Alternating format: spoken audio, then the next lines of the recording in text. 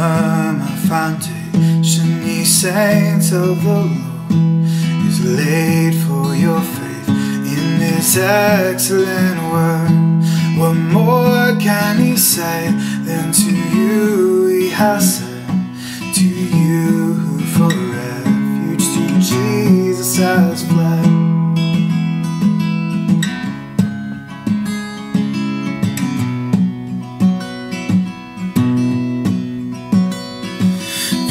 I am with thee, O be not dismayed, for I am thy God, and will still give thee aid. I'll strengthen thee, help thee, and cause thee to stand, upheld by my righteous omnipotent hand.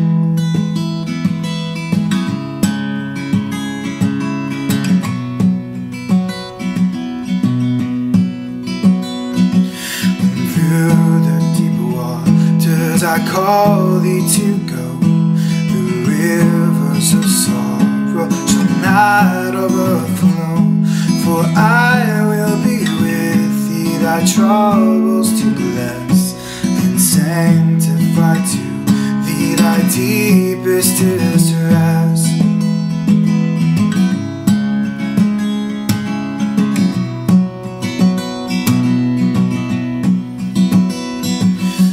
Soul that on Jesus has leaned for repose, I will not desert to thy foes.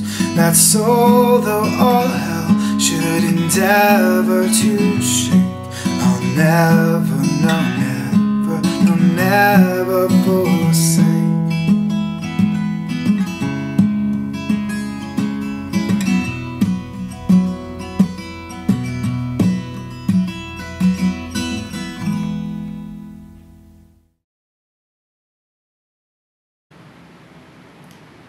Isang mapagpalang umaga po sa inyong lahat, mga magulang namin at mga kapatid. Welcome po kayo dito sa St. Paul United Methodist Church, Tondo, Manila, Prayer Covenant.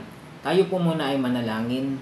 Samahan ninyo kami, Panginoon, sa maikling panahong ito ng aming pagsasama-sama sa pakikinig ng inyong mga salita. Kayo po, Diyos, ang mangusap, magturo sa bawat nakikinig sa umagang ito. Sa pangalan ni Jesus, Amen.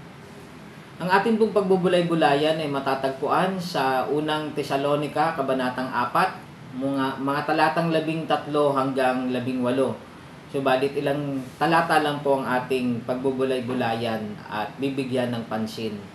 Ang mga sulat po ni Apostol Pablo ay sulat sa mga unang mga mananampalataya na kung saan ay pinalalakas ang loob nila. Dahil ang mga mananampalataya noong panahon na iyon ay dumaranas ng mga pag-uusig, lalong-lalo na ng kamatayan. At dahil po doon ay nagbibigay si Pablo ng inspirasyon, ng lakas ng loob, na hindi po katapusan ng kamatayan para sa kanila, kundi ito po ay pagharap at muling makakasama, physically face-to-face ang Panginoong Hesus.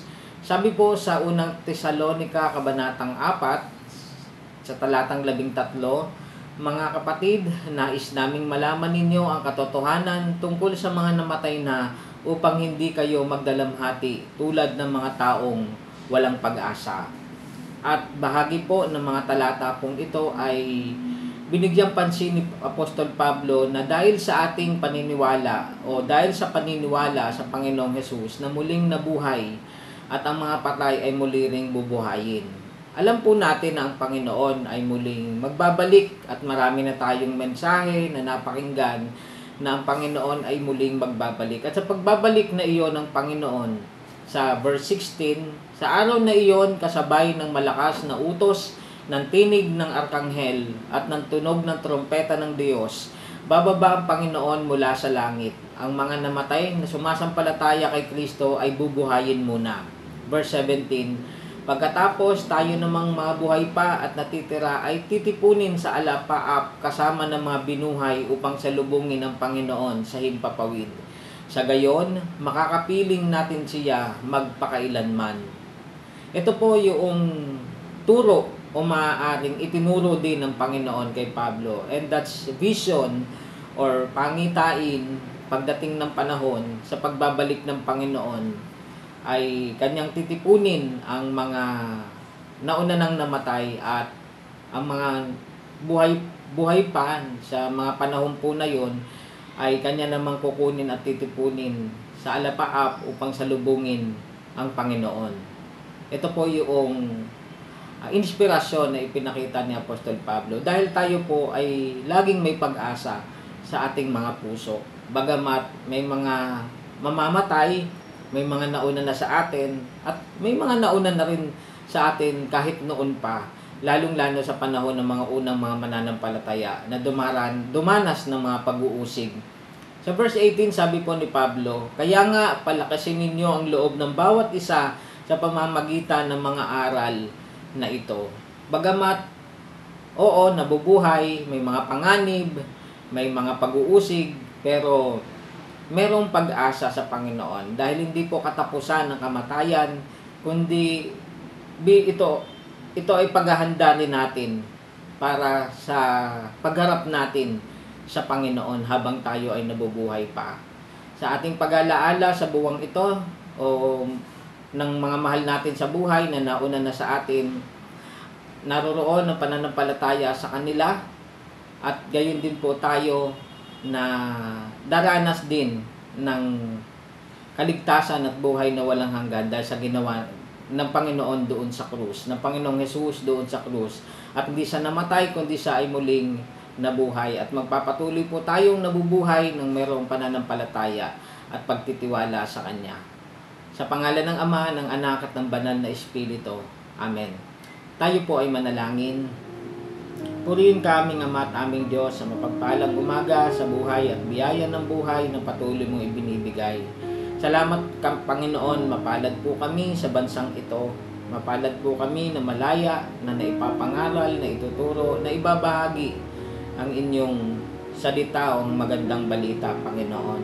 Salamat po sa katiyakan, sa katuruan na ito, Panginoon, na sasalubungin ka namin sa inyong pagbabalik, Panginoon, upang magkasama doon sa walang hanggan na inihanda na inyong ipinangako sa amin, Panginoon. Dalangin ko po, O Diyos, maging ang mga hindi pa tumatanggap, kumikilala sa inyo bilang Panginoon at sarili nilang tagapagligtas. Maaaring sila ay nasa loob lang ng aming mga tahanan, maaaring sila ay kaibigan namin, kakilala namin, o mga taong inilalagay mo sa puso namin. Nawa, Panginoon, ay hindi huli ang lahat, kundi may pagkakataon pa upang tanggapin ka. Dahil ang buhay namin dito sa mundo ay pansamantala lamang, Panginoon, at mayroon kang inihahanda sa amin na hindi pa abot alam ng aming mga kaisipan, Panginoon. Salamat po sa araw na ito. Samahan niyo po kami minsan pa ng pag-agapay, pagtaguyod, pagsamang sumaamin sa maghapon.